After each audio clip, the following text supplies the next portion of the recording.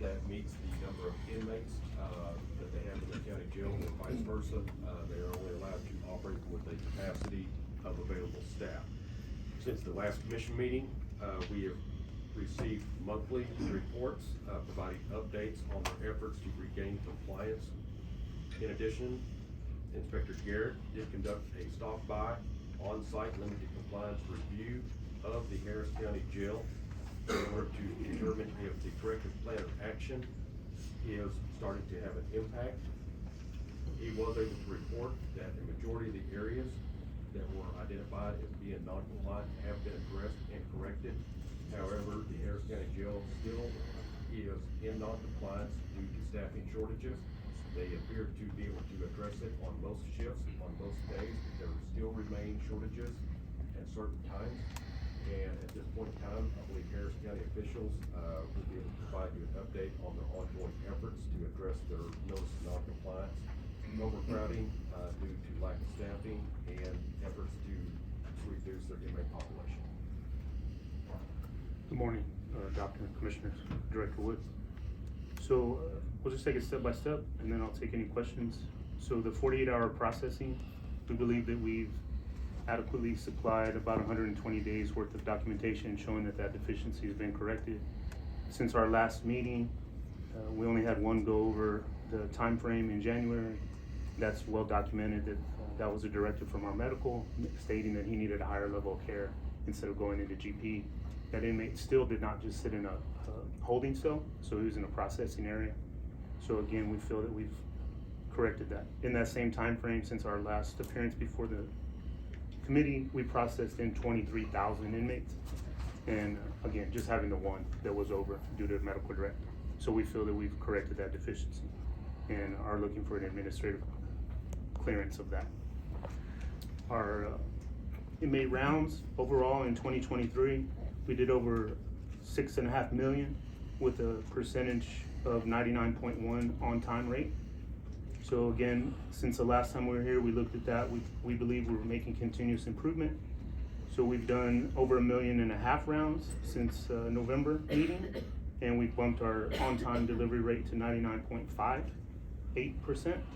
So we continue to see continuous improvement, and that's related directly to one of the deficiencies that's still on record with core track rounds.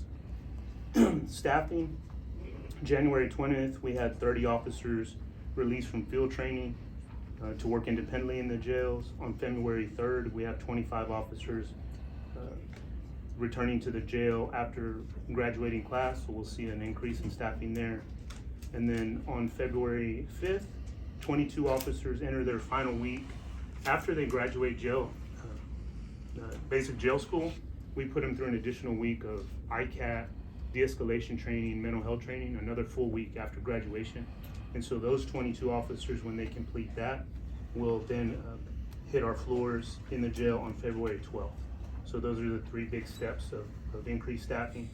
Currently, we have 149 openings, funded openings for jailers, which is a decrease.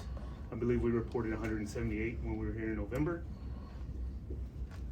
We have added 5 additional background investigators, and we have 5 more once those have been trained up in the next couple weeks, and that's another item that we're using to process people faster through the hiring process and get them into our basic jail school.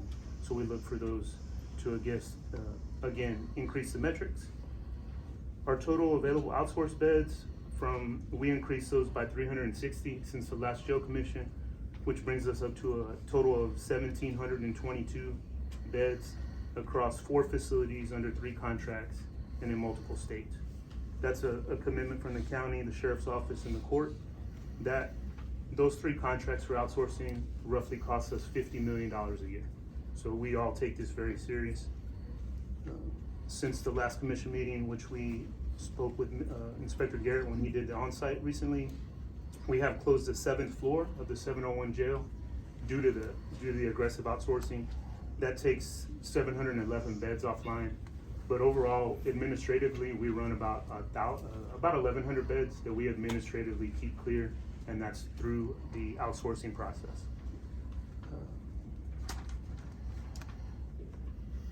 issues that we are looking at that we feel impact our population, and that other stakeholders have a lot of control on these.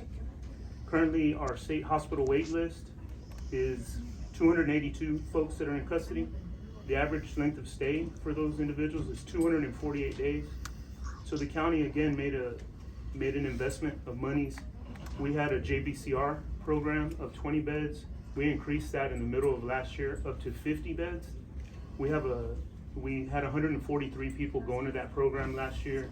The average length of stay before restoration is about 58 days, and we had 85 individuals restored just last year, again through the use of county funds, some state funding, and aggressive nature by the sheriff's office to get the mentally ill that treatment and get them processed through the system. So we're very proud of that.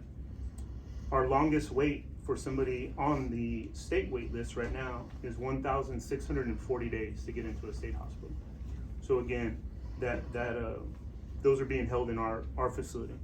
Parole holds, we have 404 inmates that are in jail on a technical violation only, no new charge. The average length of stay for those individuals is 123 days before they're processed by the parole system. Parole holds with a new charge is 465, with a length of stay that varies due to them having to process the new charge before it goes to the parole hearing. So for a total of inmates that are involved with the parole system sitting in the Harris County Jail, it's about 869 on average. Also, TDC paper ready, we see an uptick through the courts processing individuals. So on average, we're holding about 460.